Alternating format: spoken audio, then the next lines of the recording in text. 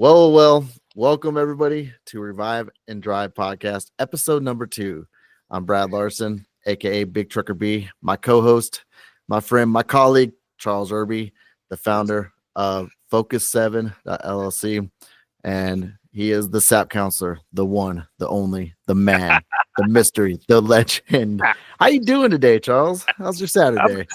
I'm doing great. I went around thinking today was Sunday, and I was waiting for the game to come on until you called me and say it's time for our broadcast. Oh, it's Saturday, because there's no football on. I said, well, okay, but I'll Who you take it. going This for? is a great day. Oh, it is. It is. Who you going for the Super Bowl?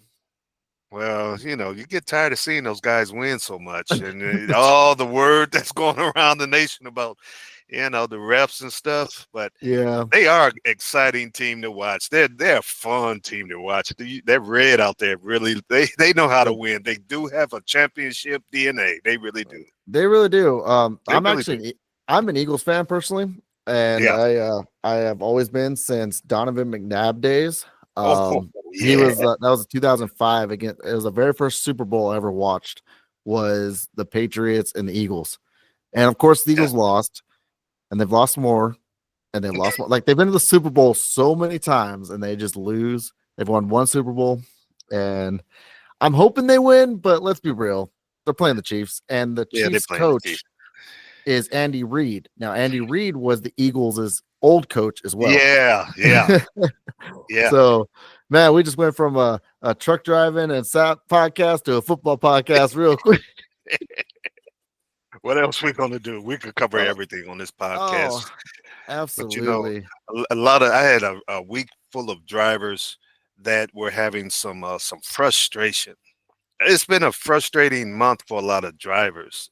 January and February, I don't know why, but it's just going around across the nation.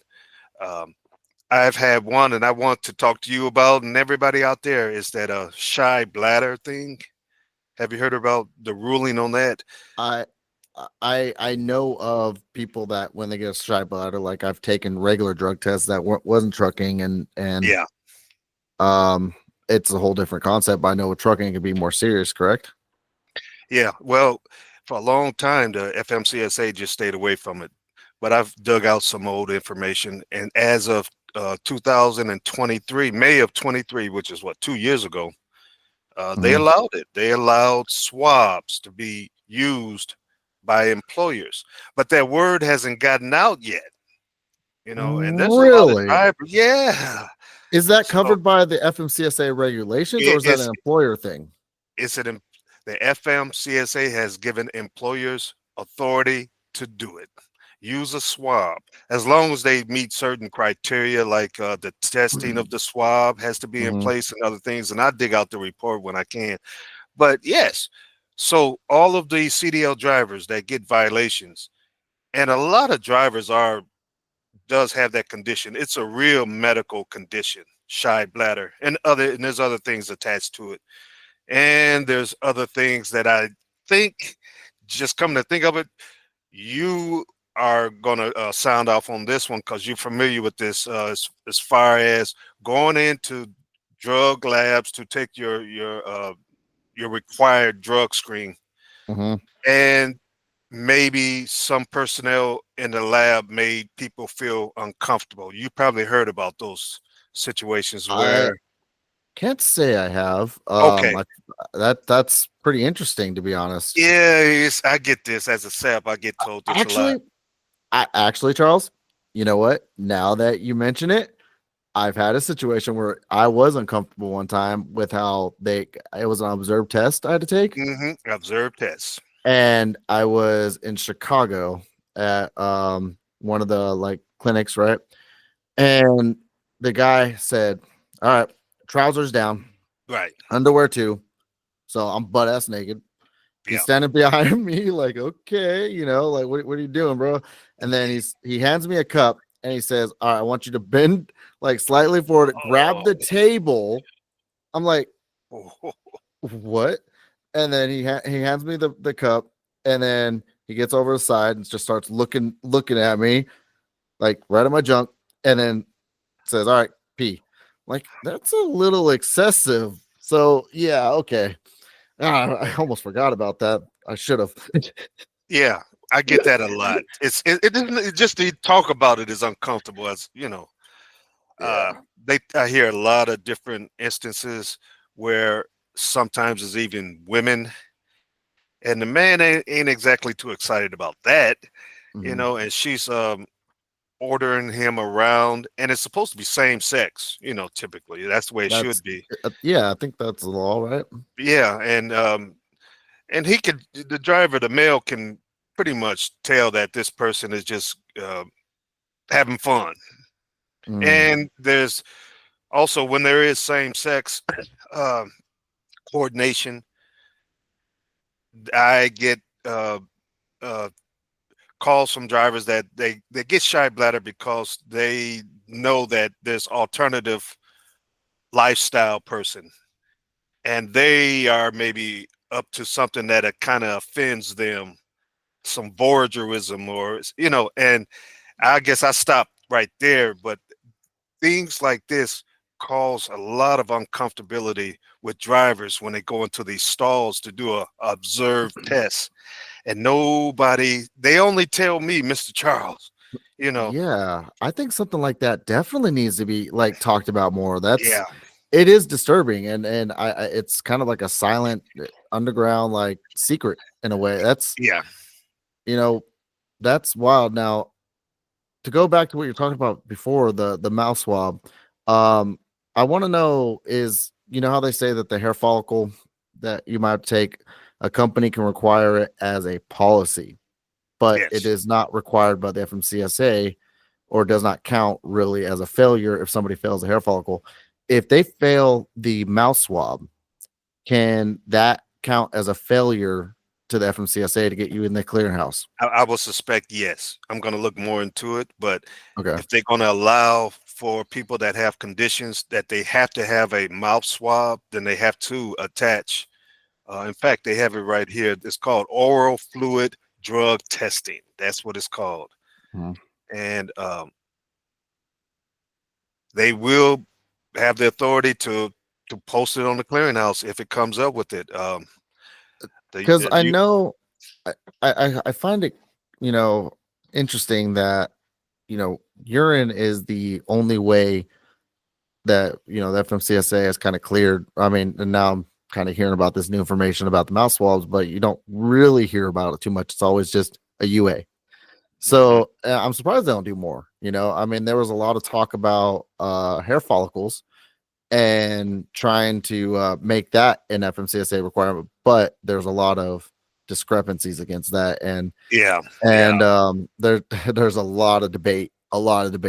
Sure, it might be the most accurate thing, but how are you going to put somebody in the clearinghouse that might have did something 3 or 4 months ago and probably didn't even have a CDL at the time, right? Like maybe they're, yes. and now you're going to Talk put them in the about it, clearinghouse. Brad. You nailed it right there. That's the court case right there. What you Mhm. just mentioned, at least in my mind, they wasn't even a driver yet. How are you Yeah, gonna hold that history against them? exactly.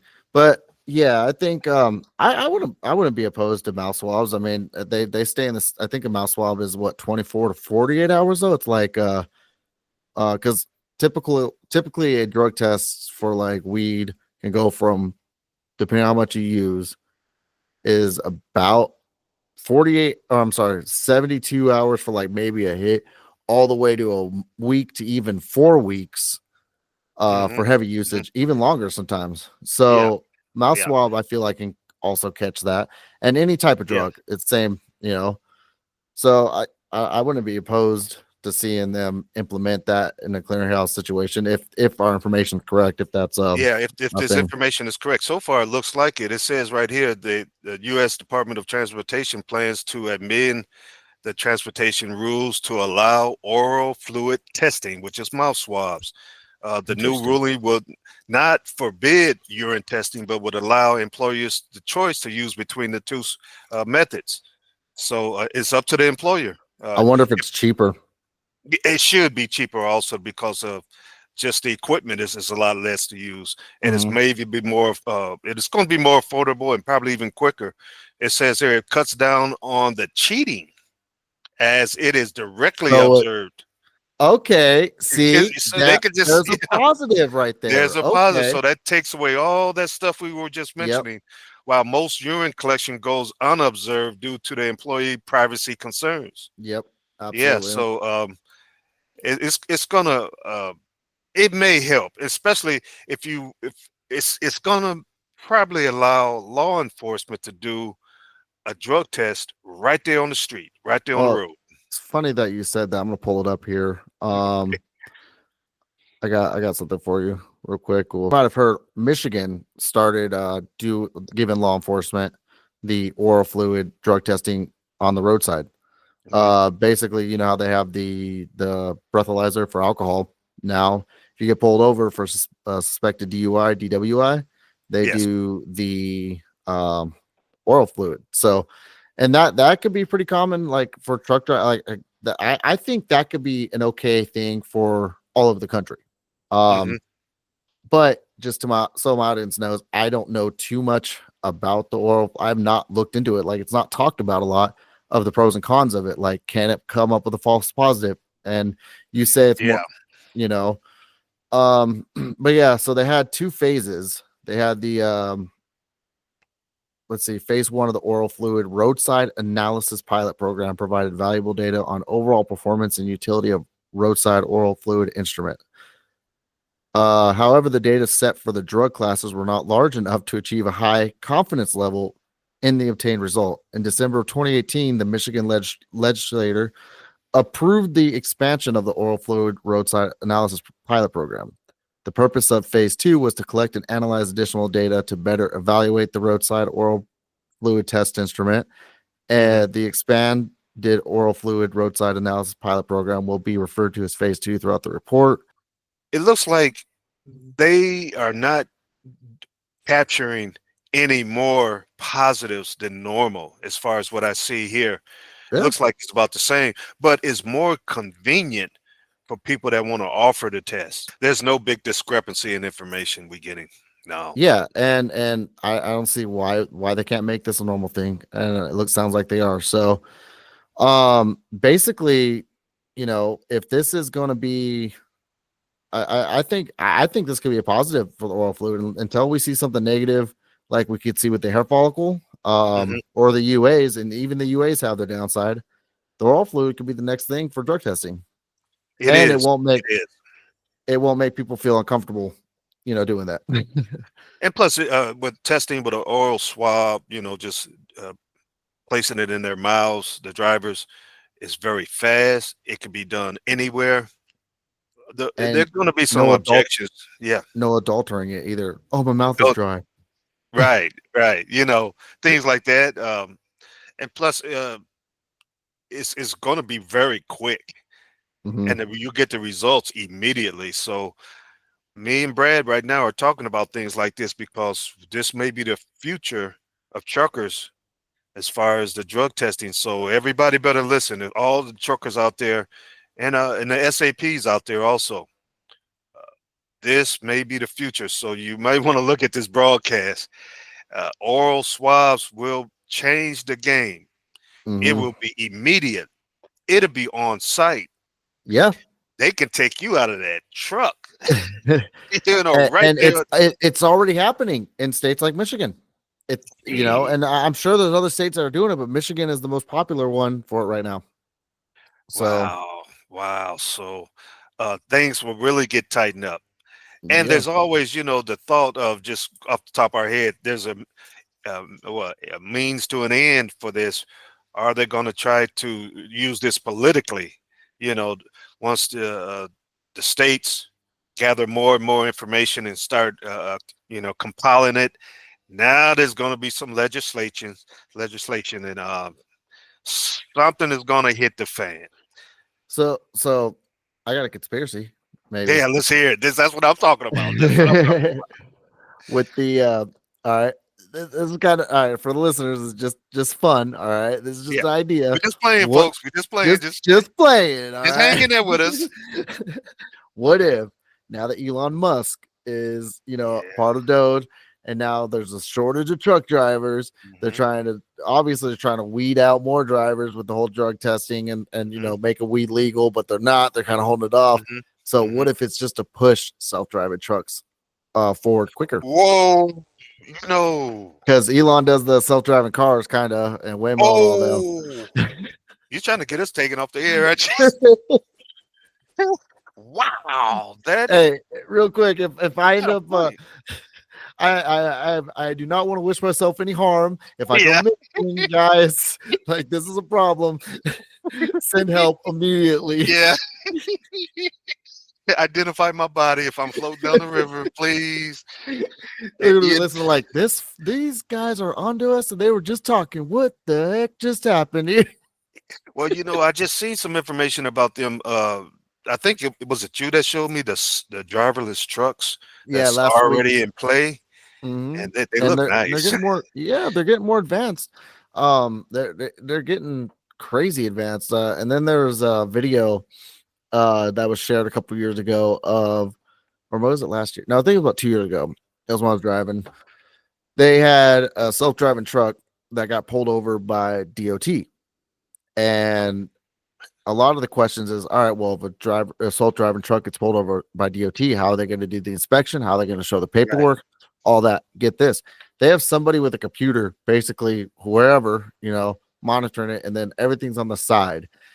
And I'm gonna pull that up for our viewers here if you So guys all the haven't seen information it. could be scrolled across a screen. Is that what you're saying?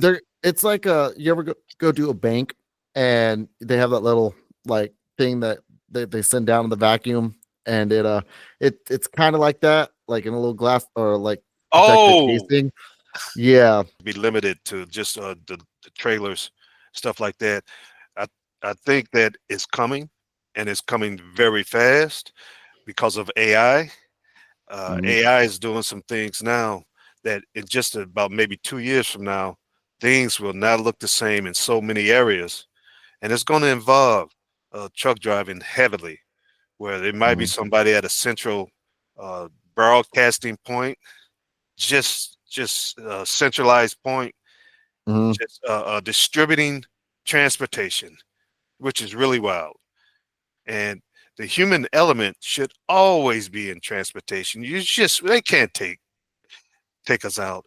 Uh, and but I guess they're moving in that area. There, I think everything is. I mean, you ever go to a McDonald's and you see, all the touch screens, or even Walmart, like everything Yeah, is just automation overload, and it kind of sucks. I mean, it it's taking away yeah, jobs. it is. There's a bank that's now totally has no personnel. I think it's here in Really? Atlanta. Yeah, it's all touchscreen banking, totally. So we're moving in that area, and when transportation moves in that area, people are moving out. The human element is Mm, moving out. Therefore, it could be quickly taken over by any outside entity, and transportation doesn't need that right now. Transportation is no. one of the most vital areas worldwide.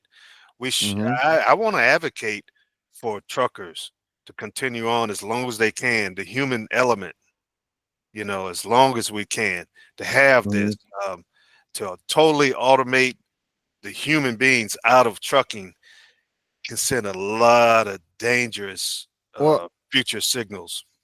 and like we've talked about last episode, the influx of drivers nowadays, it's also caused a panic and pay. Trucking, it can be a lucrative and high paying career, but at the same time, when you get all the people on YouTube talking about how great it is and awesome, and then you get more people wanting to get in, I feel like there another conspiracy, is just my opinion, that the American Trucker Association is the one that started the whole trucker shortage. The American Trucker Association is also pretty much sponsored, or not sponsored, but they're a collaboration of like mega carriers like Werner, Yeah, Swift Knight, all the big guys, right? And they're needing drivers that they can get, the starter drivers, and they want to fill those trucks because they buy so many of them. So yeah, they're putting this information out. But again, when there's more drivers, there's less demand for them, which means they don't need to pay as much. When there's less drivers, then they need to throw out more money to get more drivers. Yeah. It's a fluctuating scale. Anyway, I found that video. Wanted to show you about Okay. the self-driving truck and show our audience if they haven't seen it. It was in 2022. That's why it took me so long to find it. Oh, that was way off of my time. Let's see. It's almost 3 years old, which means it's coming into play. Yeah. All right. One of these remaining capabilities is emergency vehicle interactions. Emergency vehicle interactions require a multi-step process for autonomous trucks. We collaborated closely with state and local law enforcement agencies, including the Texas Department see of the Public little, Safety and the Travis County little thing on Sheriff's the side of Office, it? to The little develop our emergency screen? vehicle interaction capability. Law Let's see enforcement if I can always see. needs to be able to stop a commercial vehicle to ensure compliance with trucking regulations, whether it's autonomous or not. Now, we're excited to show how it works in the real world. So here it goes. For this So demonstration, there's a little screen Embark on the worked with side of law it. enforcement on a local Texas Let's highway to do, execute a I'll pullover. fast forward it here real quick. Of caution and have the truck pull over. Next, the law enforcement officer approaches the truck just like they would during a normal stop. If the officer is not yet aware that the truck is an autonomous vehicle, a screen on the side of the truck clearly indicates that the vehicle is autonomous and that the autonomous system is disengaged and the vehicle is safe to approach. And there it a is. lockbox containing registration and bill of lading is installed behind the passenger side door and includes a phone number to call the remote guardian operator and access the code for the lockbox. At this stage, the officer is able to access the lockbox and check paperwork. Upon confirming any information, or in the unusual case of issuing a citation, the officer can close the lockbox and return to his or her vehicle. If necessary, I honestly, Charles, Who are they going to give the ticket to? they're gonna put it back in, but honestly, I feel like it just put more work on the officer. Like, kind of. I mean, it could be a safety thing. Like, Yeah, you get those yeah. crazy drivers that's gonna be like, "Oh, you're gonna give me a ticket," and try to go crazy. But at the same time, it's like, the officer could be like, "Oh, it's one of these self-driving things. God, now I gotta call them. I'm gonna Yeah. be placed on hold with the elevator music till I get somebody to answer to get this code, to get the documents. Like, everyone's time matters. These police I aren't can gonna hear be the waiting." theme from I can hear the theme now from Elroy, the Jetsons. Here comes Elroy. Like, they're gonna be they're gonna be sitting there just on hold. Daughter It's like- Judy. Yeah. Oh and then man. and It's- then they're gonna get a call, and it's like, I'm still waiting on my code. Like, they're gonna get like an emergency Yeah. call or see a Yeah. wreck, and then they're gonna have to leave. Like, and then the funniest thing about the whole thing is they're all like, on the unusual case that the truck will get a ticket. No, that's not unusual. Go to the banning scale in California. They will get a ticket. I don't care how new the truck is. They will get it. And any driver listening will know what I'm talking about. Yes. All you drivers out there, you know exactly what's up with that. And it's just I guess we got to get used to it. Have somebody at a centralized point operating all these autonomous vehicles. Mhm. So I mean, I guess there's employment there, but is it going to pay as much? yeah, exactly. Can So SAP drivers do it? exactly. Everybody's going to have to be concerned about this in the future. Who's going to be an advocate for the drivers concerning this? Mhm. It's going to, we really don't want the human element out of transportation. We just don't. No, and even in if you look at like pilots, right? Pilots, they have autopilot, right? They fly planes, but like there's still two pilots, sometimes even three, depending on how big the aircraft is. And heck, the military might even there's always somebody there behind the wheel or behind the yoke, or like, I don't care how much technology you have in a vehicle or aircraft or anything, shit breaks. Yeah. It breaks. Exactly. Like things happen, you're gonna need someone there, Just go ahead and have an autopilot for the truck, Mhm. but also have that driver, that CDL driver in there to Yep. take it off of autopilot when it gets into cities and traffic and trying to get directly into a destination. Have more control with a real CDL driver than Yep. with an autopilot. I would like to see maybe 30% when it's just hauling ass down the freeway. Yeah. But other than that, no, have Uh, that man and woman running and not controlling that rig. Do you think that like they go too far with the refusal stuff? Well, Um, it's from the it's hit or standpoint miss. of a SAP and the refusals, they just have it right there in our documentation that we have to go by it. Um, but there's refusals are a strange area because there's so many uh, areas you could just creep into if you Mhm. feel like treating that particular person that way. It's a lot of leeway they give the labs with refusals, and refusals are something that um, are used against drivers sometime. Now, I'm not an advocate for drivers or SAPs or anybody. As a SAP, I'm just a gatekeeper Mhm. for to make sure that things are balanced out there. I don't tilt one way or another. But as a SAP, I'm on the firing line with drivers right there. It's on the line of scrimmage, and I see it every day. I have to talk to employers every day and talk to my drivers every day and everybody else in between. And I see this thing going on, Brad. And refusals are something that the it's so it can be so complicated and so it can be something that can start World War III with drivers that the FMCSA just said, we're going to go ahead and consider refusals a positive. It's just But too many moving parts with refusals. Just consider he- it a positive. You smoke some weed, that we'll consider it like that. Yeah. so here's my thing though. There's one out of the whole code. In the article, was it 40.61a Hmm. section 5? So it'll be 40.193 section D2. Failure to provide a sufficient amount of urine. Now I see it also says or oral fluid when directed. Okay, maybe I might answer my own question, but can you imagine just going there and just like you can't pee, but you have to get it done, and Hmm. you get a refusal because you can't get that much out, like, and I think that comes with the shy bladder thing, right? Yeah, it comes under that shy bladder thing. And so they just feed you water and give you a 3-hour window to set in Mm. there and get yourself ready and just tank yourself with water. And a lot of drivers still can't do it just by the thought of they got to hurry up and force some urine Mhm. out of them, which makes it harder to urinate. Yep. So it's a human condition that works against drivers, or it'll work against anybody that's in that condition, in that predicament. But that's what's expected. And if they close shop and you still haven't get your sample, that's a refusal. You know, Mhm. uh, it's something that really the Department of Transportation don't want to talk about because it's too complicated and too many moving parts in that. So they just have to do a blanket. It's a refusal. Just make it a blanket refusal. You know, Yeah. and he can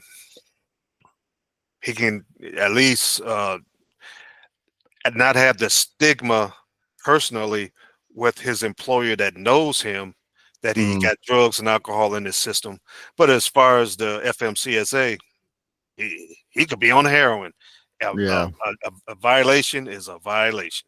Period. In the store. That's In the how it story, is. yes. That's the simple fact of it. So after a violation, Charles, what do they need to do to prepare for their violation Well, when they try to find when a they SAP driver or a yeah SAP when they, counselor? yeah when they get a violation, it has to go through the channels of being reported either the employer or the DER, or sometimes the lab. They will go ahead and just report it to the clearinghouse. And once it's on the clearinghouse, it's pretty much in concrete. Uh, Mhm. a lot of drivers know that it wasn't done correctly, and I'm not advocate for anybody, as a SAP. No, um, but drivers appear to get the short end of the stick sometimes. In my experience, sometimes they do, and they have to just go with the violation. There's nothing really they can do about it. Uh, once it's in concrete, once it's posted, you can get an attorney to try to fight it. Most attorneys know that a violation is it, and if they take the case, they kind of just want to take your money. And this is just my opinion. It's not the law, but just things from my experience. And so it's in there, and it's checked, and it's terrible, and drivers really suffer behind this, you know. And but they have to deal with it. Now, as far as the clearinghouse, they have to go through it as if they smoked weed or got found with drugs in their system. Now, you and I had an experience a few years ago. It could have been very detrimental to your name, to your character. I had you and I met, wanted to bring you onto the channel and help drivers out there that failed a drug test, and we ended up helping a lot. I felt like we brought in, you got a lot of people, back on the road, but you also had scammers.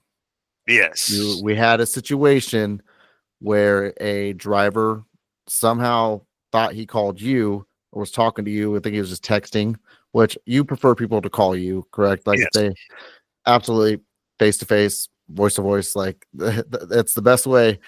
And I have the video up on my YouTube and the text messages, but this scammer was pretending to be Charles and pretty much asked for the money and then just kind of ghosted him. That's not you, Charles. No. What when somebody's trying to get a SAP counselor, which I again highly recommend Charles, but if you're looking around, if you're trying to find cheaper's not always better. He's probably the cheapest you'll find. Yes. But what are you looking for to make sure you're not getting scammed?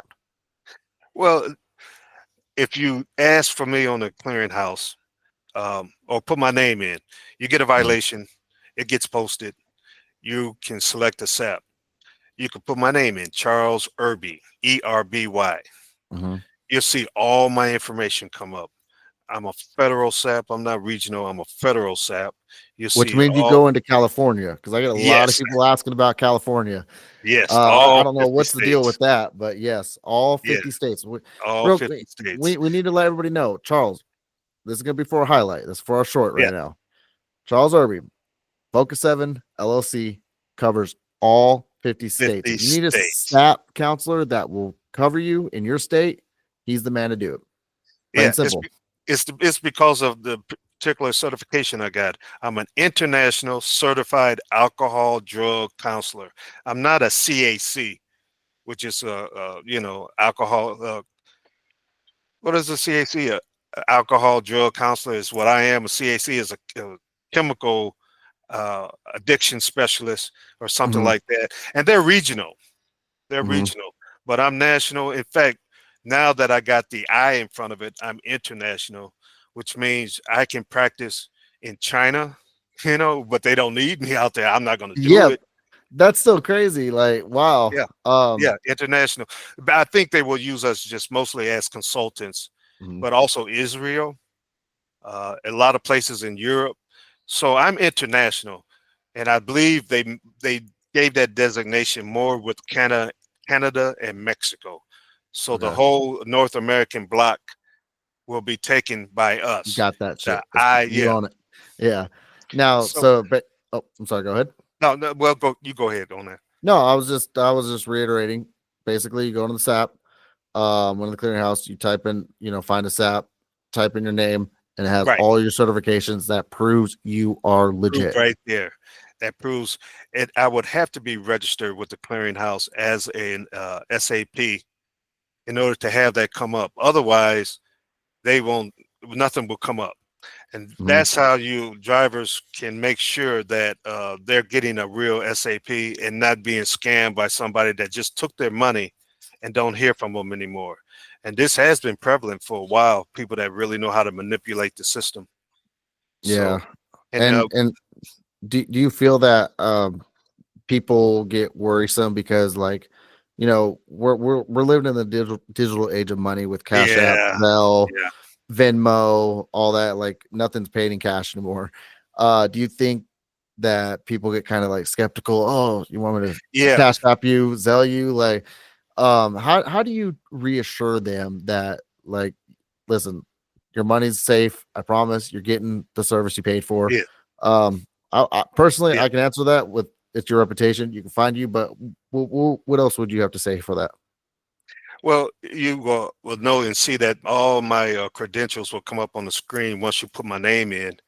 And Mhm. also, as far as anything like that, uh, I do have a website. So yeah, when we look at your website here, Charles, Mhm. we look at the education or treatment plan. What is that about? Well, we want to go ahead and first start with the quick assessment.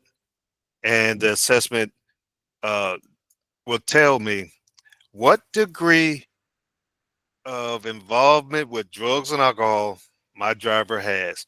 Is it an addiction, or is it just possibly when addiction, there's two parts. Is it abuse, or is it just playing around with it? Mhm. So I have to ascertain that, and also what they call it, a chronically used person. And typically, my drivers aren't in that particular area. Is they just getting high? So Mhm. so I will go ahead and Partying for the weekend. yeah, that's Which, typically what it is. bad mistake. If you're a truck driver, just say goodbye to your weekends. Yeah, yeah, yeah. So they just have it in that particular wheelhouse of just having a little fun, but it's not chronic or acute. Mhm. So this is a drug and alcohol speak right now. Yeah. So I will move on to the particular prescription for them. And a lot of times, what really works is we have a conversation and we talk about. I don't do this with every driver, but drivers that my spidey sense tells me to do it, I will have a conversation, Brad, and we'll talk about what's going on with them. I Mhm. try to drill down on the particular areas of how they got that substance in their system. Was it a party? Was it were you at a hotel? I don't go into too much extravagance, but I got ways Yeah. of using motivational interviewing where they will give me that information, Yep. so I could tell exactly what was going on and make a decision on what type of treatment should be for them. And a lot of times, it's just going to be the drug and alcohol counseling Mhm. online. I want And to then just you can always tell, you know, to be honest, like somebody that's seriously into addiction, and the fact that, yes, you know, like they went that long where, you know, they, whether they their face is shrunken in or their eyes just always yeah. like whatever the drug may be, you could tell, like, it's pretty easy to see. Well, Um, a lot of times with the video uh, equipment going on, the video will be very short, and then we mhm, got to mostly get offline and speak just over on the phone. So I can also just continue to size them up, see if that person, if they have an addiction, and typically with cocaine, when I find out the substance is cocaine, through my experience, it's a wrap. They got to go to some type of treatment. Cocaine, if they got caught with cocaine in their system, they've been using it a while. That's typically how it happens. And I asked some questions that's called sandwich questions, where I would ask a question, get an answer, and then ask the question a different way. And if I get a different answer, that sandwich is messed up. It should all be the right, same bologna and meat and cheese in the middle. They should come yeah, right back to what they're saying. And it's not. It's not. So, a lot of times I will I will not take drivers at times when I tell them that they need to have some type of treatment. I'm not advocating for them to go into residential. That's very rare that I do that with drivers. But Mhm. I do want them to go to some type of professional treatment where they got to either be with other people around Mhm. in a circle or have an individual counselor. But they need to have somebody look at them in depth and get a good idea of what they're dealing with this driver.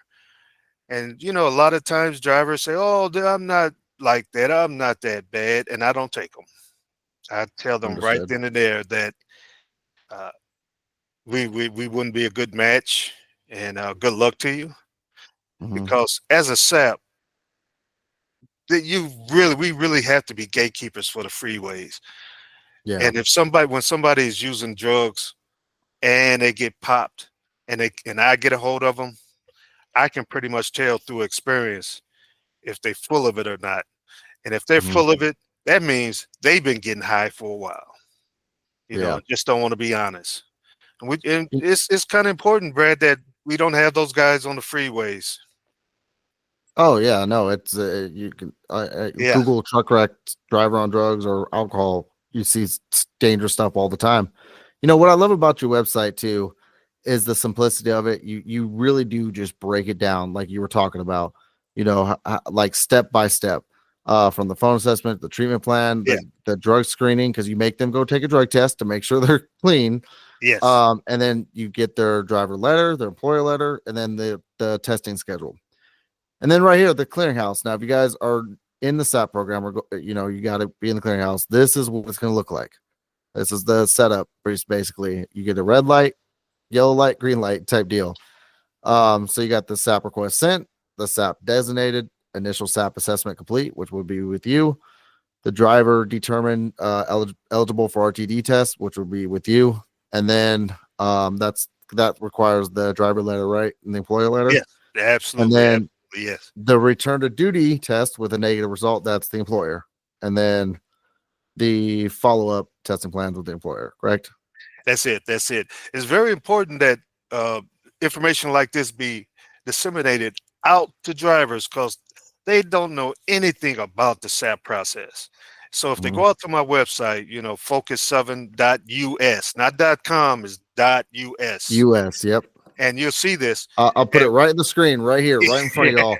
And I'll see if I can make it clickable for them too, right off the screen. thanks, man. Thanks. Yeah. When you go through the SAP process, steps 1, 2, 3, and 4, the ones you see in red are completed. Now you can start interviewing. You no longer have to stand down.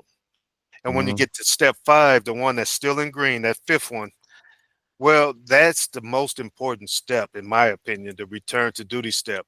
When you get Mhm. hired by an employer, they will send you out for your drug screen, return to duty orientation, pre-employment type drug screen. Hopefully you come back with a negative. You will hand it to the employer. They will enter in the date of that drug screen into employer entry number 5. Now the driver moves from being prohibited to valid. And if they got downgraded, which happens back in November, remember, they get reinstated right back to Mhm. where they need to be to start being a CDL driver again. Step 5 just turns on all the switches and you're legal again. Mhm. But you have to go through 1, 2, 3, and 4 first. You have to talk to me first in order to become legal again. I don't think people know, like every time we do a podcast, we're gonna go over this. We're gonna talk about different stuff all the time, but we are always going to, because people, like, whether they missed the last episode, the episode before, if they hear Yeah, this one episode, we want people to know that the information, regardless of what we're talking about. So if you hear us repeating the same stuff that we've talked about in other podcasts, understand that this is what we're about, to get the information out and make sure it's in your heads. You guys it's in your ear holes. yeah, I exactly. want this to live in there, so you Yeah, guys are over fluctuated with the correct information of the SAT process, not the wrong information. in this SAP process, there's just not enough mediums out there that's getting this information out to them. It's because I'm constantly being asked this, what I just explained, you know. So Yep. therefore, the clearinghouse, they're doing the best they can disseminating information, but other SAPs and other people involved in the other areas, we need to get that out to drivers, Yes. about the SAP process and how it works and the parts and the components that's into it. Yes. Do you talk to any other SAP counselors, or do you know anyone, their competitors? Yeah, they consider themselves that, and but I try not to go into that, and Mhm. I am one of the leaders. I will say that just by the numbers and just by what most drivers and employers are telling me. Now, Mhm. I do talk to SAPs. The SAPs that reach out to me are the young ones that look for a mentor. And I go ahead Mhm. and I mentor them free, no charge, nothing like that. And I, Not yet, anyway. If it gets well, not overwhelming. yet. Yeah, so far. I And mean, if you guys want the mentoring, we'll like this. Eventually, this is yeah, gonna be the we'll get a lot. mentor We'll program bring, going. Yeah. yeah, we're gonna bring you all on the show. We're gonna guide you through that. That's definitely for future. But right now, I mean, old Mr. Irby here has got his hands full. Yeah. Well, this is a really good question you mentioned because a lot of SAPs, well, I will go ahead and try to take them through the more advanced areas of being a SAP because you, as a SAP, you do have to go through your own training and graduate out of it. But Mhm. that's just the base part of it. When you You, get in, I take them through the real world applications. you know, it's funny. Not funny. It's kind of depressing, but eventually, Yeah. last year, you and I were talking and communicating. And I told you I had rolled into college. Like I still have my MCC Yeah.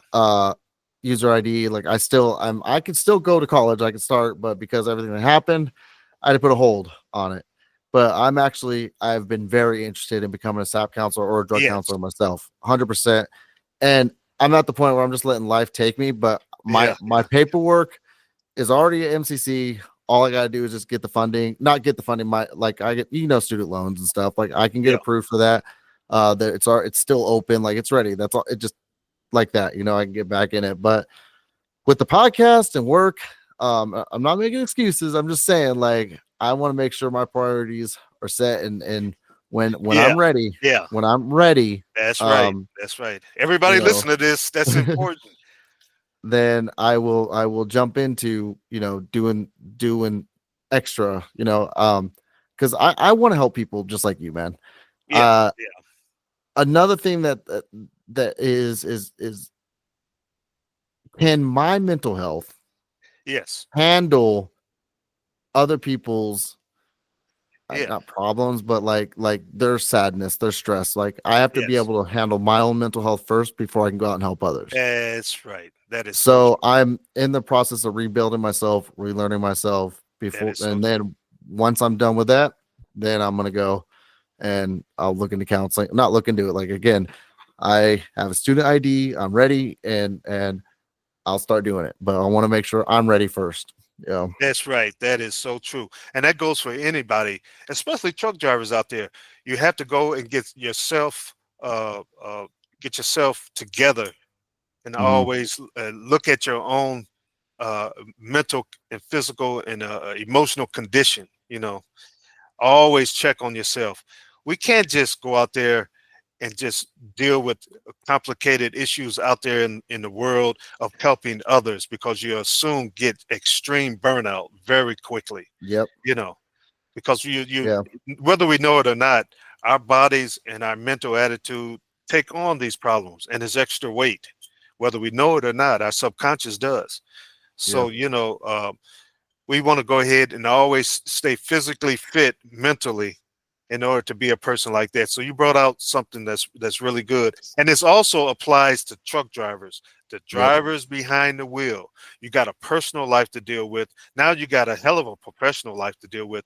And then you got Mhm. the emotional life to deal with about things that's happening on the road, your manifest, your bill of lading, etc. All these things, all these moving parts. So it'll be good for drivers to also have a, a, a respite, so to speak, in Mhm. order to deal with the mental load of being a truck driver here on the United States freeways. Yes. I think on episode 3 we're gonna go, and I think it's gonna be a mental health podcast. Absolutely. Because that's that. Charles, get your rest for that time, because Yeah. it's when it comes to mental health, man. Like, I can share a lot of my stories. I'm sure you Yeah. definitely have a Yeah. lot of stories, even as a Yes. counselor yourself. Oh, We're, yeah. we're Yeah. men, and Yes. funny thing is, I went to counseling yesterday, Charles, Mhm. and I talked about my podcast a little bit. I talked about a few other things going on, and I was also talking to my counselor about how, remember when I was telling you about my friend that I asked for money from a few weeks ago, and he's like, dude, you never talked to me, and like how I started reaching out. Well, we also went into, well, we don't want to bring our problems into their life, and Right. like bring them down. And I talked to my counselor about that kind of thing. And I think it just needs to be more normalized to have conversations about mental health, and as Absolutely. men, especially, because we take a lot on our shoulder, but Yes. That's where the rubber meets the road. Just being willing to go through all the hurdles to have this type of profession mhm, means that if you're going to go as far as Brad has just now, that means you're meant for it, because they give you a lot of roadblocks in order to go through it to see if you competent or have the aptitude for it. mhm. So he went this far. He's going to be a hell of a sap, and it's going to be great because he Hey, and also has the knowledge of the physical I, knowledge. I'm not rushing it either. Yeah, I know that SAP counselor are gonna need, or I want to be able to be there to help you as well, and help not just you, Charles. yes, Like I want you to kind of guide me, but I want to be able yeah, to help drivers. Because I've been learning about this whole thing for the past 3 years. I want to say 3 years, 2 years, but it's been one hell of a journey. But I think, and next week I think we'll talk more about that journey. We'll add the mental health to it, and it's, yeah, I think next week's episode is going to be a big one. it's going to be um a good one. Yes, we, we mhm, we need to go ahead and talk about this for the people all around the nation, is to know that we understand. Well, a lot of us SAPs understand what you're going through. That is absolutely necessary. We just can't be somebody sitting on a throne, looking at outside a window saying, okay, that guy, that guy, that guy, put him mhm, in this category. No, we have to have our own basic personal experience. We should know a reasonable amount about drugs and alcohol. mhm, The ABCs of drug and alcohol, and the differences between addiction and just recreational use. mhm. And we need to know the effects of type of drugs that would have on you as a driver on the road. Yeah. Oh, speaking of recreational use, I'm sorry to cut you off. No, When talk I to was me. scrolling, Talk to me. That's what we're doing. yeah, when I was scrolling through your website, remember last week we were talking about CBD? I Yeah. found it very awesome, because you updated your website as well, about the November 18th. Yeah. Uh, by the way, when I was scrolling down, let me put it back up for you here. You, my friend, actually talk about it right here. Yeah. Like you ain't talking about it. You're being like, when it comes to THC and like weed or CBD, like you really try to help people with that, and the knowledge of it, like so much so that you have it on your own website. That's important. It is important to me that this information get disseminated, because there's too much disinformation and misinformation.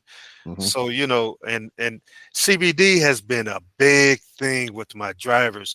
They're not out there just toking weed like they back in the 70s. They just, no, like that little guy, that little cartoon, No, keep on back trucking. back in the 70s, they had the little white pill, man.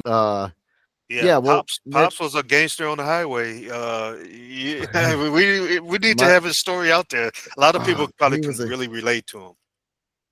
some of the stories like he's told Yeah, me. I'll give you one yeah, little sneak peek about my pops.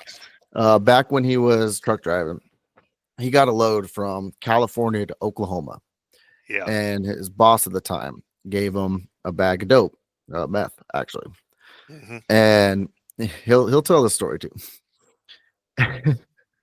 So he drove all the way from California to Oklahoma City nonstop nonstop. By the time he got there, his buddy met him. He opened the door. My dad's hands were locked around the steering wheel. He was so cramped up, and he had to help him out. And like, yeah, That's chemicals. Yeah, that's yeah, that's what they did, Brad, and everybody out there mhm, listening to us. That's how it was in the 70s and the 60s. You know, it was the wild, wild west on the mhm. freeways.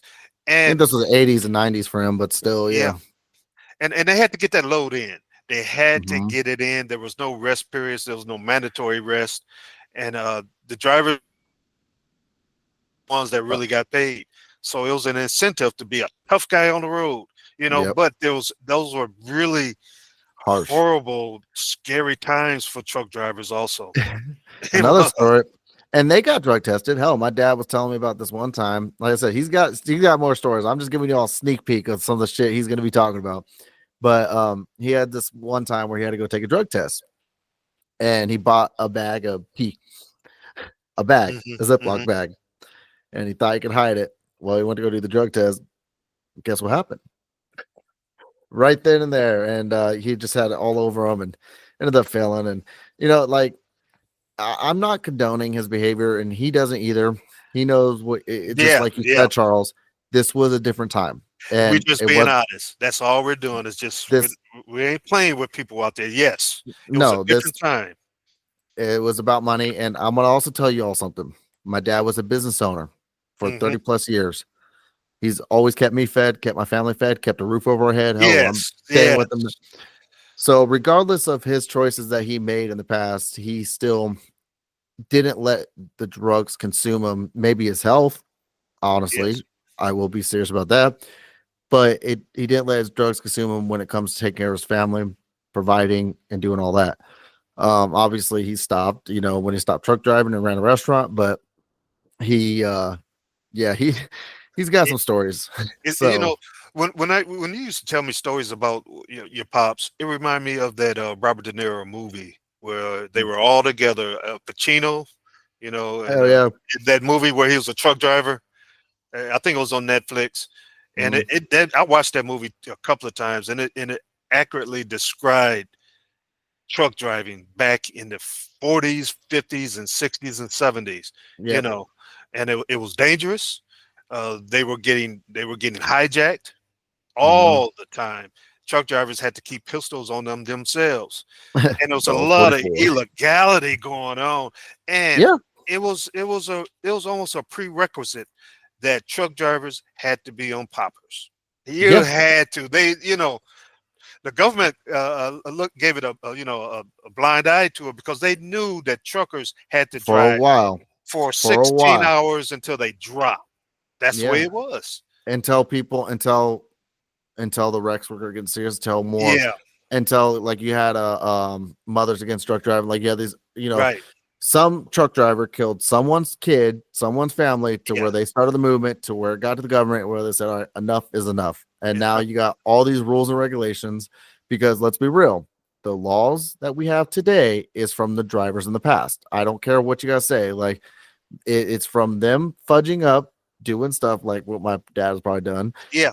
that has created what we have now. And, a lot of drivers today want to blame younger drivers for the laws. No, they might contribute a hmm small majority of it, but the laws for like Yeah, ELDs, yeah. us drivers, when we had the logbooks, I ain't gonna Right. lie, I carry two logbooks. It was safer.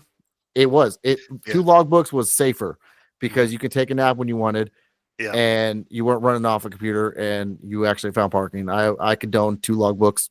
I'll say that out loud, and I'm gonna get a lot of people like, but there's a lot of people that agree. And but because now that they have the ELDs, or because the two logbooks also contribute to the drivers also driving on drugs and running, the two logbooks all night long. Thus comes the ELDs. And the Yeah. ELDs have contributed to crashes because people are driving tired, racing against the clock because they don't know Yeah. a trip plan or whatever, or there's not enough parking. Like, there's another episode. Like, there's so much more. Yeah. Exactly. I could go on a tangent. There's a lot on that one. So And you mentioned this, and it's so applicable for people right now, what you just talked about, of the stressors on drivers, on truck drivers to get the load in, even if they do have these areas where they can are mandated to have rest periods and etc. It's still a lot of stressors on drivers. So, a good SAP has to take that in consideration and know about these things with drivers. And there he can ascertain whether this guy is really just really getting high like hell on the freeway, or this guy is an addict, or if this guy, just got popped. Well, here's one for you, Charles. As a SAP counselor, you should know the term functional addict. Yes, Those are the ones that they'll be high, but you won't know it. exactly. That they'll be able to get, but they can still get popped. They can still get popped. Yeah. And a lot of truck drivers, that's where they fall into. The ones that have addiction, that's where they fall into. They're not going down the road with a needle hanging out their arm. No. They're not. Well, But we've already seen the biggest problem right now is marijuana. Like, I don't even think yes, the heavier drugs is the biggest issue. The stats show marijuana has been the high leading cause for failed drug tests. yes, So, and the thing about marijuana is it does impair your vision. It can cause you to fall asleep, and it can be dangerous on the road. So, I can see why, it's an issue of bringing it to the trucking industry, like making it legal. So, but yes. But when you're a competent SAP consultant or SAP on with these particular drivers, you want to at least get the drivers to be familiar with tools they can use to help them with if they do have a condition going on, and let them be able to express to you briefly. You're not a doctor, and they're not patients, but be able to express briefly to get honest with you. That's important for drivers, because one of the purposes of a SAP is not just to go ahead and slap treatments on drivers and take them through the SAP process. Next, no, we want each and every individual driver to find out where their points of failure are and work on that, Yep. and so it's kind of important for them briefly to be able to talk to you one-on-one about Yeah. stuff that's slightly personal. Yeah. And they do that with me. I allow them to do that with me. I will take them into some questioning where they can do that with me. You kind of develop a personal relationship report, with yeah, them. yeah. Rapport. There you go. That's a Rapport, more yeah. professional rapport with them. Yeah, absolutely. And Absolutely. And it and helps. most of them, yeah, it helps. Most drivers want to be in compliance. They really do. There's And most not, drivers understand yes, they made a mistake. they made a mistake, And and they don't they need, yes, learn that should be it. that's it. But they just needed somebody to talk to for a brief Yep. moment, and they got somebody that's not going to just wag their finger at them.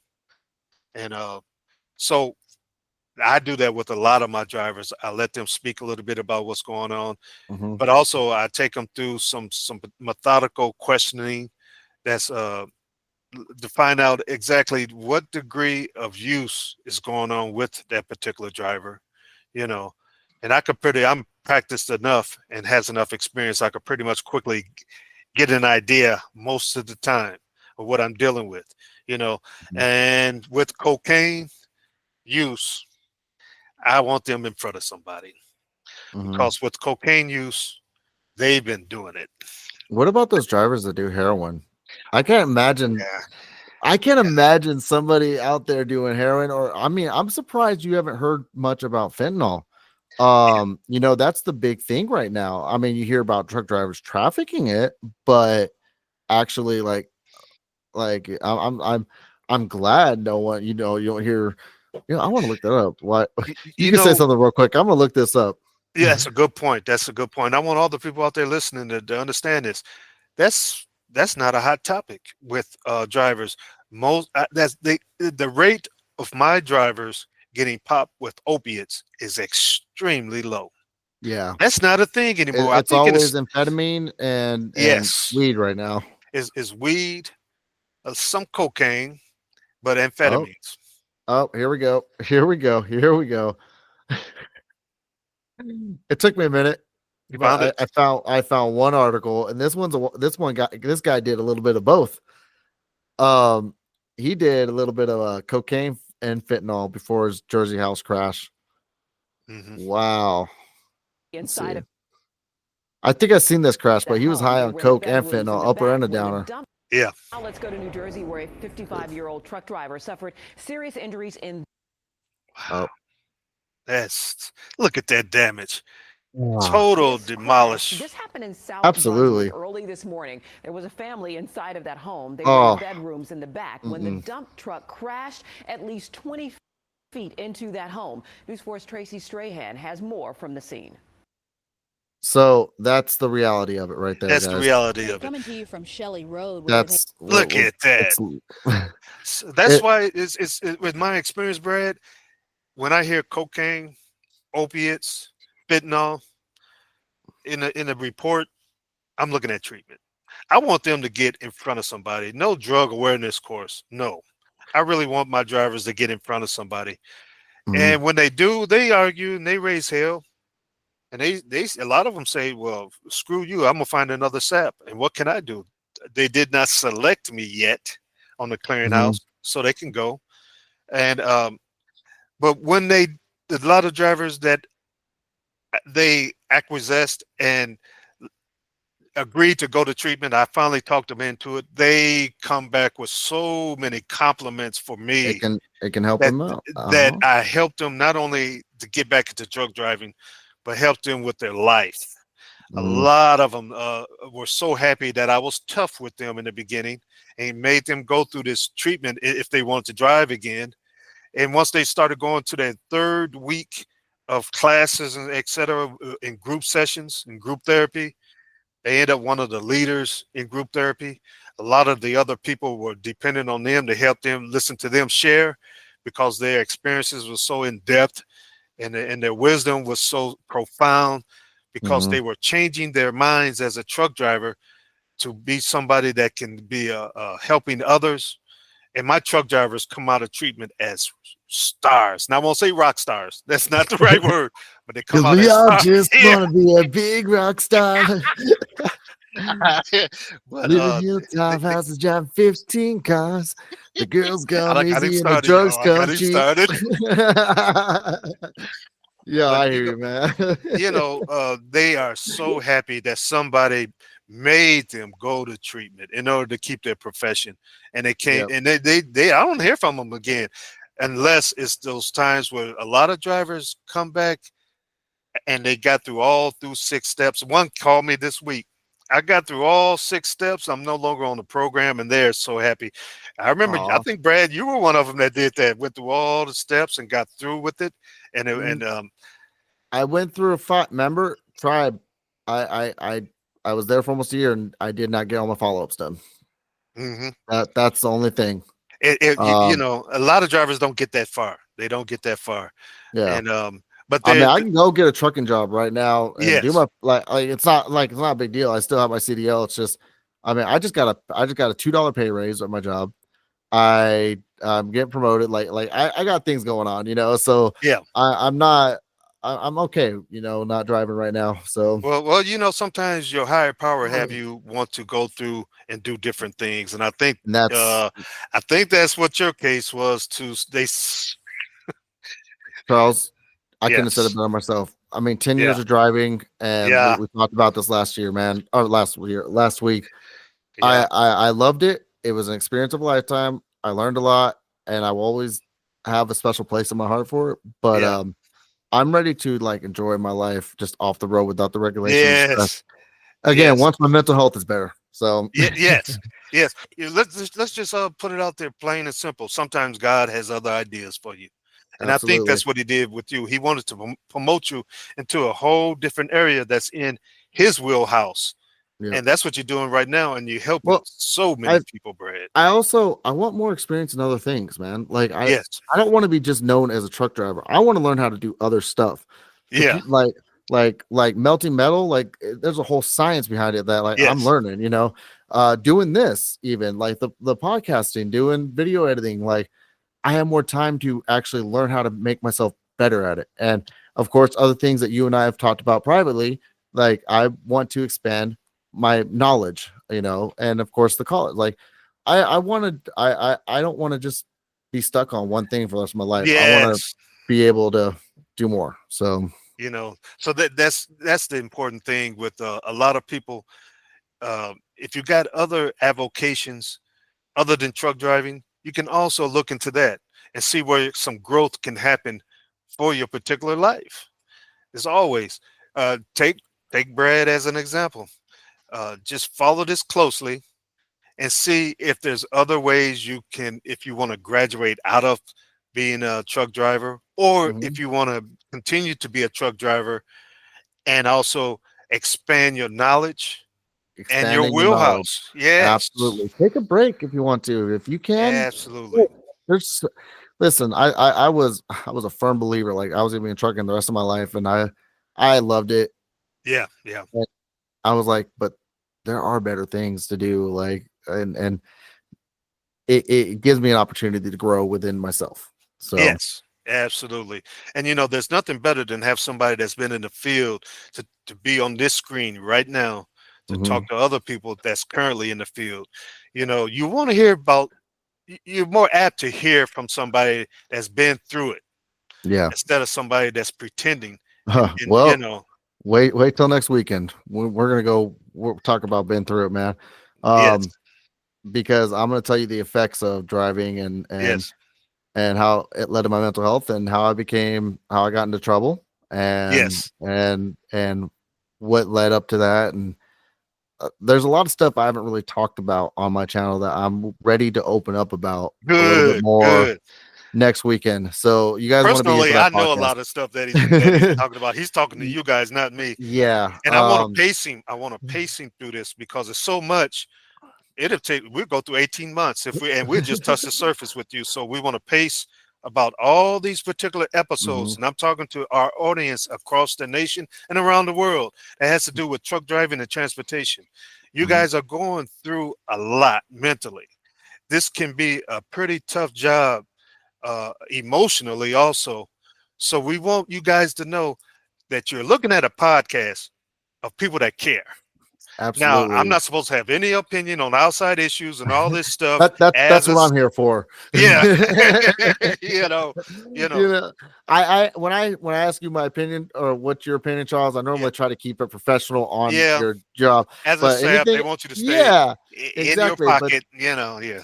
this is where I come in, and I'm allowed to say my opinion because, well, I'm not a sap yet. Like I right now I can say what I want without interfering or getting him Yes, in trouble. So just because what I say doesn't, he's not forcing me to say it. Like he doesn't know what's coming out of my mouth the next minute. that's why we're the perfect pair. We're the Yep. perfect pair for the nation to keep track of our podcast watches every week. You know, because we're going to soon. I think Brad brought out the idea that we want to start being more inclusive with our audience. Try to Yep. find a way to have filter in more interactive feedback and questions from Mhm. the audience, as long Yep. as everything is PG. And with there's certain Absolutely. walls we have to erect concerning Absolutely. And to make this work well, properly. we are on Spotify now.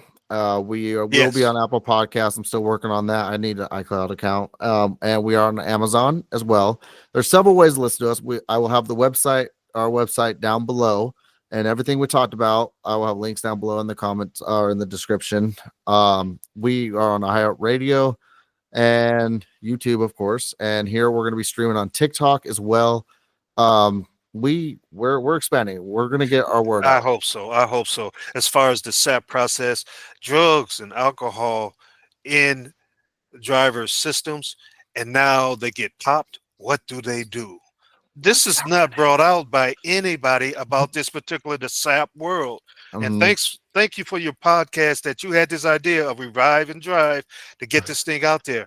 We Because, did, Charles. It's been a year in the well, making. yeah, This yeah. has been a year in the making, man. And What's the percentage of transportation trucks doing the percentage of transportation of goods and services in the United States? Huge percentage. Are we at 3.7. 50 or are we above 50%?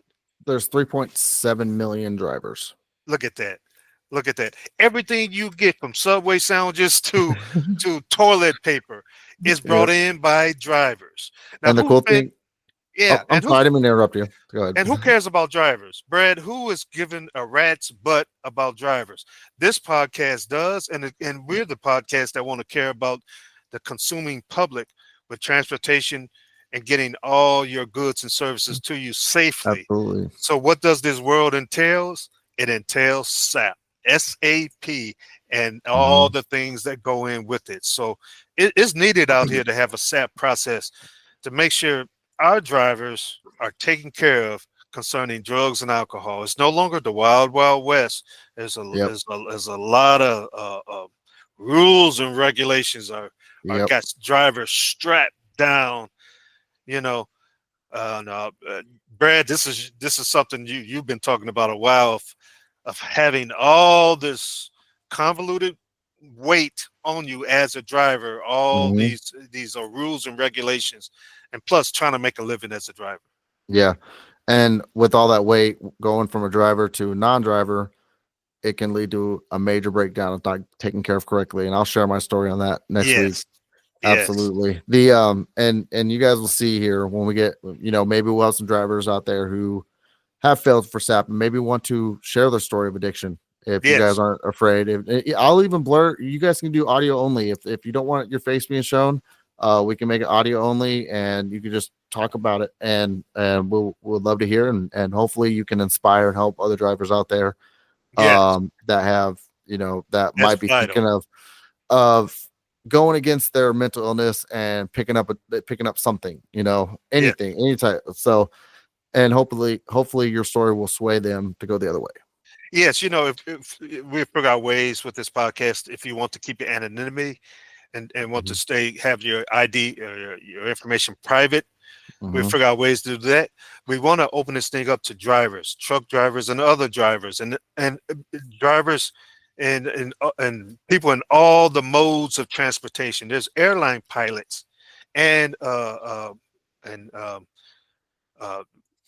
people in the railroad industry. There's people that's driving the subways, the FTA.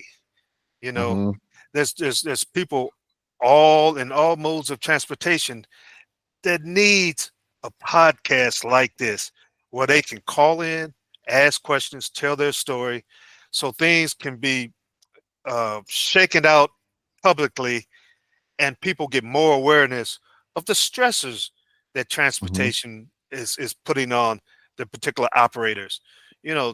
This can be a tough job, and we just can't kick them to the curb because they got caught with drugs and alcohol in their system.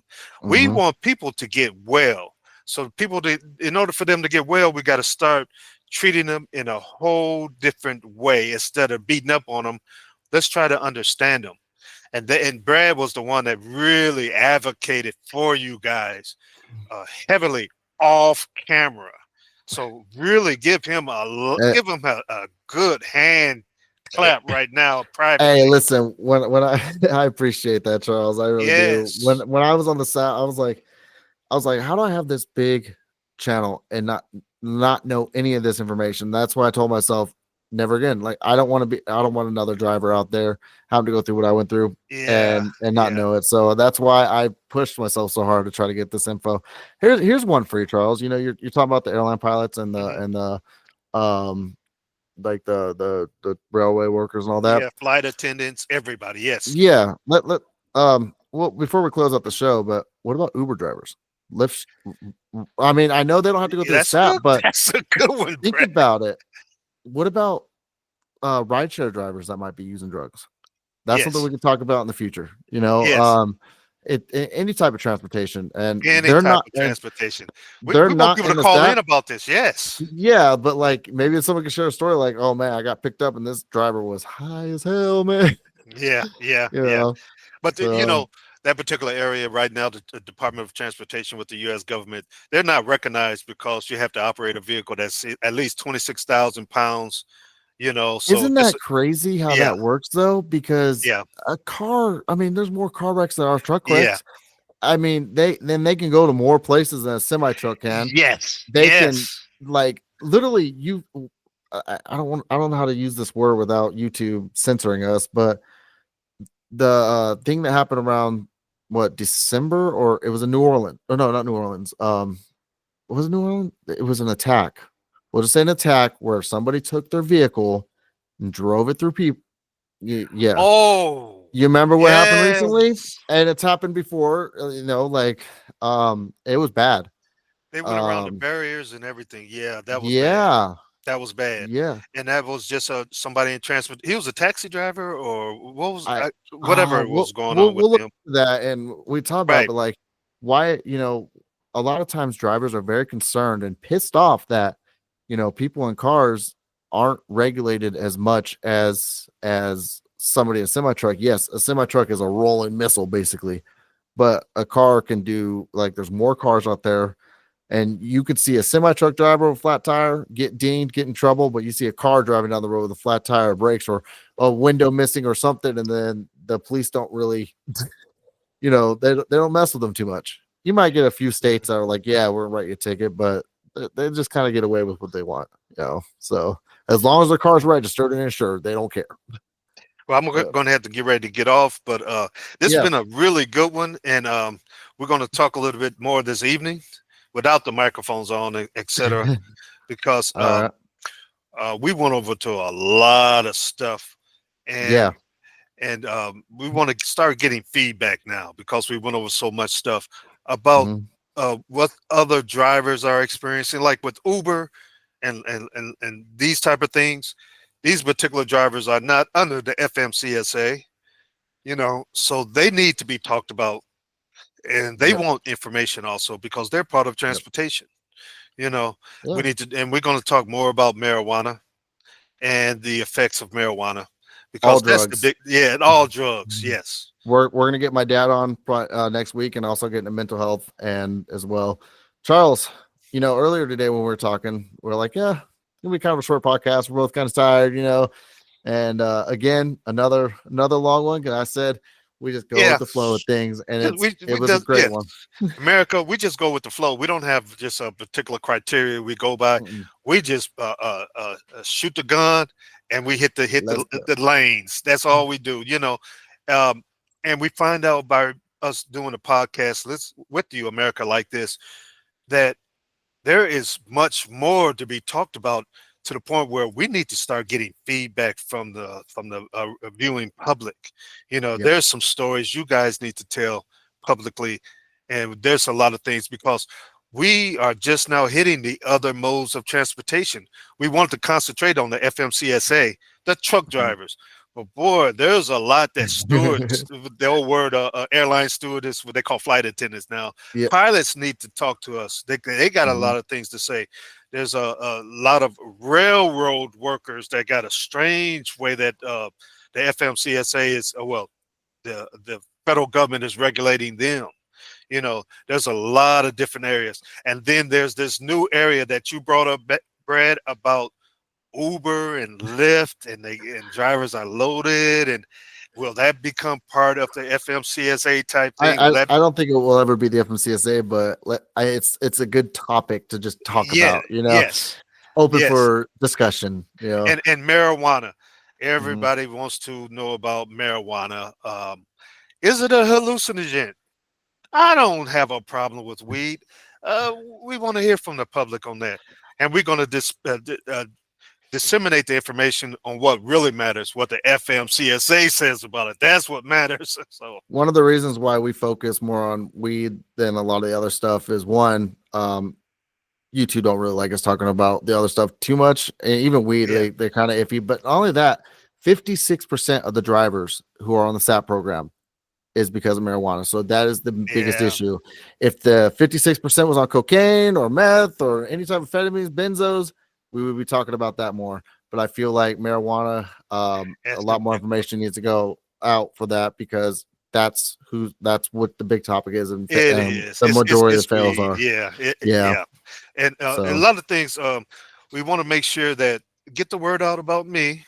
And thank you for Brad for getting people that no longer are working because they got slapped with a FMCSA violation.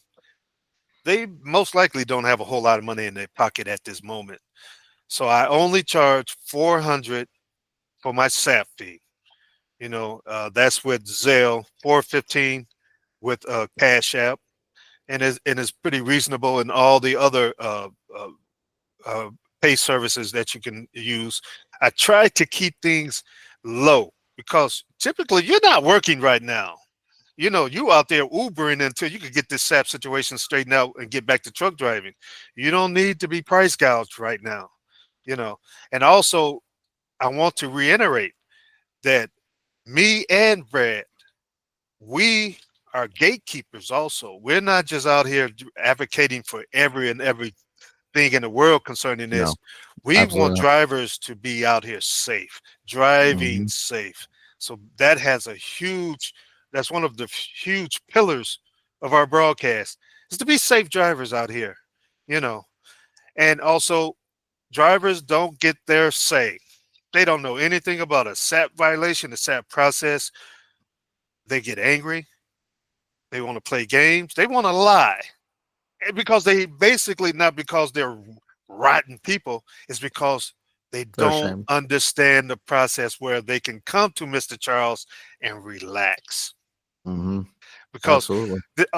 people like Brad, I'm preaching right now, but drivers like Brad and the history he had of driving, that was a long history of stellar service.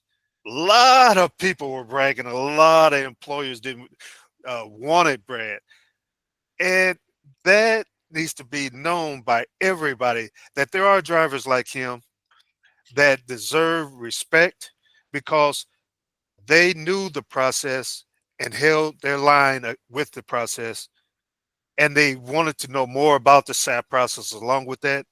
So they're some of the diamonds in the industry.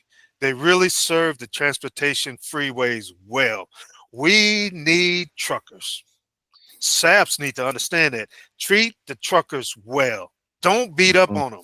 We need these guys or we're going to starve. Absolutely. Hey, can I just make a note? Oh, absolutely. I still find it very, very funny. I told you this last time we talked when we first met. How your square for the call in for the credit card, debit card is 420. I just, it's just, Yeah. I'm sorry. Every time it's just Yo, ironic. yeah, yeah, I It's get it. I didn't mean it that way, guys. no, I know. Just so you do 400 for Zelle, but if But you that's a good call, way for you to remember it, though, isn't it? yeah, Everybody out there, if yeah, you call and do the debit card on the phone through Square, it's 420, and those Square fees be killing, man. I tell yeah. you what, same with Drivers don't Cash need to App. be. They don't need to be price gouges in order to get Yeah. their CDL straightened out. What they get popped with the SAP violation, they don't need to be price gouged. Most Mhm. drivers don't need to go to extensive rehabilitation. Somebody that's a SEP, that's a good interviewer, know what to listen for, able to use motivational interviewing techniques. They Mhm. can quickly ascertain whether this guy is a danger or this woman is a danger on the road or not, very quickly, just by Mhm. using these techniques that advanced drug and alcohol counselors use, motivational interviewing, and etc. like that. So I'd use that, and I could quickly ascertain. Duh. I even tell some drivers when I listen to them, I think you need to pick another SAP. I'm not going to tell you you shouldn't be a driver because that's unconstitutional. I can't tell you that. Yeah, But in a way, I'm telling you, please find another occupation because and my they're out there. spidey senses are going. Hmm. So, Absolutely. Well, Charles, I think even though we were expecting a short one, we did another long one, and it was another great podcast. This was episode 2. I'll get posted tomorrow. But everybody, I want to thank you all for watching thank you, and guys. listening to Revive and Drive podcast. My name is Brad Larson, aka Big Trucker B. My co-host here, Charles Irby with Focus 7 LLC. He is the SAP guy, and you guys check him out on YouTube as well. Charles the Sap, as well as me, Big Trucker B. And again, go listen to us on if you don't want to watch the video, listen to us on Spotify, listen Yeah. to us on Amazon, on Audible, and iHeartRadio, and we will have more streaming platforms out shortly. Yeah, And when you need a SAP, call me. When you need a make sure you SAP, guys, call me. I answer the phone, and I he and does. I try to. That's a big thing for a SAP is to be accessible. Because when you call in the SAP, you got a violation. That's a stressful time for drivers. They're trying to grab stuff and find out who to call, and I don't understand this SAP process. Mhm. They need somebody like me that got experience that could take them through it calmly. And what's your number there, Charles? You can call me at 404-620-1944. There you go. And here soon we'll have a number where you guys can call in once we get that all set up for live as well. And thanks for Brad. Thank you, Brad. Thank you. Any other host wouldn't be as good as it is now because you have the experience of hauling butt down the freeway. You understand the ins and out. So it's good to have a host that understands this. It makes it a lot easier for me. Oh man, it's been a pleasure. Just Yeah. working on this whole thing, this whole project. It's been a pain in the ass. Like getting my studio, getting everything. It's a year in the making, and we're still going forward, and it's turning out quite well. I would say so myself. So, all right, everybody. Well, we're going to end the show here. And again, thank you all for listening. And be sure to check us out. I will have the links to the websites as well as everything we talked about down below in the description. And we'll catch you all next weekend. Have a nice night. All right. See you guys. All right.